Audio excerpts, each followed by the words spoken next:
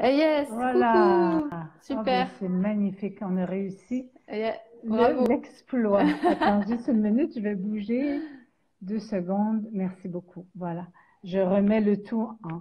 Eh, ça marche, ça C'est tient. parfait. Coucou. Donc, je suis ravie de t'accueillir, Marie-Lise, dans ce qu'est-ce que c'est que l'amour pour toi.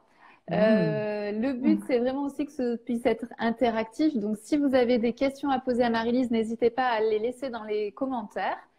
Et puis, ce que je te propose, Marie-Lise, déjà, pour commencer, c'est de nous dire ben, qui tu es, ce que tu fais dans la vie, pourquoi tu aimes faire ce que tu fais dans la vie. Alors, moi, je suis quelqu'un qui aime la vie. Alors, bon, qui je suis en termes de vision professionnelle, ben, tu sais, je suis écrivain, formatrice, Hmm. psychothérapeute et j'ai écrit plusieurs livres sur l'amour, donc je suis quelqu'un qui s'intéresse à ce que pour moi, le plus important dans la vie, c'est vraiment l'amour. Hmm. Et donc c'est l'amour avec un grand A, c'est-à-dire que c'est pas que l'amour en couple, c'est de manière plus globale, c'est aussi déjà s'aimer soi, aimer ce qui nous Oui, entoure, c'est tout ça? oui, c'est pas un amour étouffé, c'est vraiment un amour vaste. Hmm. Marie-Lise, avant qu'on commence cela, je t'ai demandé est-ce que tu peux nous partager ta vie amoureuse? Et je t'ai dit aussi, est-ce que tu pourras nous donner des pépites en fait de tout ce que tu as pu vivre et de tout ce que tu as pu nous Oui, transmettre? avec Qu'est-ce joie. que, par quoi t'as envie par quoi t'as envie de commencer par rapport à tes histoires amoureuses et ce que Ah, l'amour t'a appris? ouf, l'amour m'a amené dans mes plus grands retranchements. C'est incroyable. J'ai connu je pourrais dire 3 ou 4 grandes histoires d'amour, Hmm. dont 2 avec des personnes qui sont morts avant moi D'accord. et que je pouvais jamais imaginer qu'eux partiraient avant moi. Donc, l'amour m'a fait Hmm. connaître le sentiment de perte, D'accord. de la difficulté d'accueillir inconditionnellement que l'âme de mon compagnon, ben, c'était le temps qu'elle quitte Hmm. la planète Terre. Alors ça a été mon premier grand apprentissage face à des grands amours que j'ai connus dans ma vie. Voilà.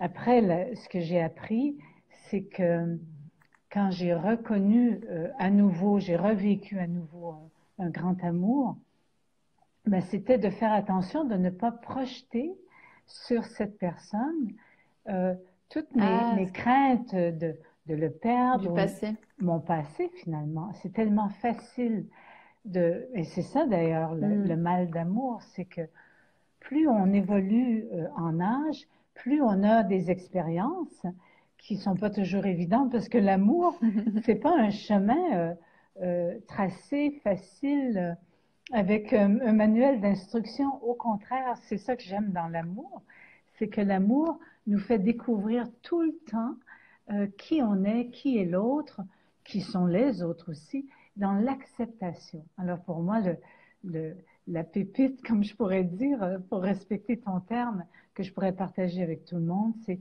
accueillir, s'accueillir dans ces retranchements en amour, ces protections ou ces ouvertures, le plongeon dans l'amour, hein, dire Hmm. j'y vais, j'aime, et mes peurs et tout. Donc, m'aimer dans ce que je rencontre dans l'amour, mais aussi accueillir l'autre comme Hmm. il est et pas essayer de le formater à l'image de ce que j'aimerais que l'autre soit pour que Hmm. je l'aime. Alors là, c'est le mal d'amour et ça, j'en parle dans différents séminaires que Ah, je est-ce donne que tu as envie également. de nous parler justement de ce mal d'amour? Donc, ce que je comprends, c'est que le mal d'amour, c'est comment on a envie de modeler l'autre. C'est ça? Oui. Qu'est-ce qui se passe en fait dans notre tête? Pourquoi on peut avoir ce Mais comportement-là? c'est que justement, comme je viens de l'exprimer, c'est à partir de nos expériences du passé, nos premières expériences amoureuses nous marquent parce que c'est les expériences amoureuses qu'on a connues avec nos parents, qu'on répète inconsciemment. Hmm. Et ça, j'en parle dans le livre Vers l'amour vrai. Et donc, de pas continuer la répétition, de projeter sur l'autre. Alors, justement, l'amour nous amène à rencontrer notre mal d'amour Hmm. pour le guérir. Et le mal d'amour, c'est ça, c'est ne pas exprimer ses besoins, essayer d'être à l'image de ce que l'autre veut, aimer avec nos peurs et notre agressivité, aimer avec nos blessures d'abandon, de trahison qu'on aurait connues avant ou de maltraitance. Et donc, projeter ces blessures-là sur l'autre. Et ça, c'est la fin de la relation de couple ou c'est vraiment l'enfermement dans une relation, que ce soit avec des amis aussi. Hein. Oui. Pour moi, il n'y a pas vraiment de différence entre l'amitié, l'amour. Pour moi, tout ça, c'est de l'amour. Ouais. Qu'est-ce que tu fais comme différence entre l'amitié et l'amour? C'est-à-dire que beaucoup de gens disent, Oui. ah oui, dans l'amitié, parce qu'il n'y a pas de relation sexuelle, encore là, à suivre, à voir, à vérifier, j'aime pas de la même façon. Mais l'amour, ça se divise pas en petites portions.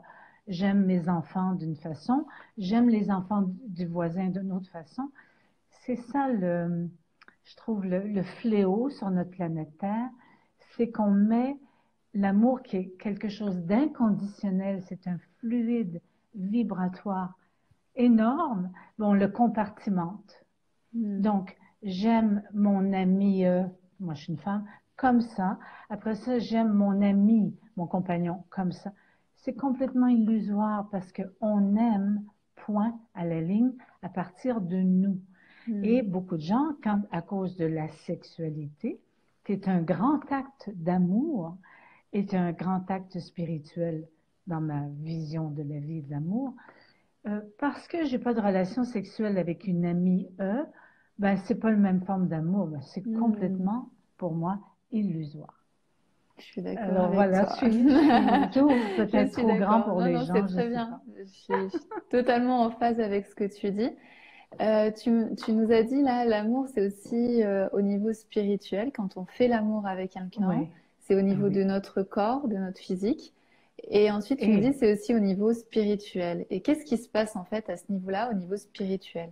Encore là, comment je fais l'amour avec quelqu'un? Est-ce que je le fais à partir de mes blessures sexuelles, à partir de beaucoup, ce qu'on voit typiquement chez beaucoup de femmes et chez des hommes aussi, que faire l'amour, ça m'assure que j'ai l'autre à moi. C'est comme je rentre dans un instinct de possessivité et je suis assurée d'être aimée si je fais l'amour avec mon compagnon ou ma compagne.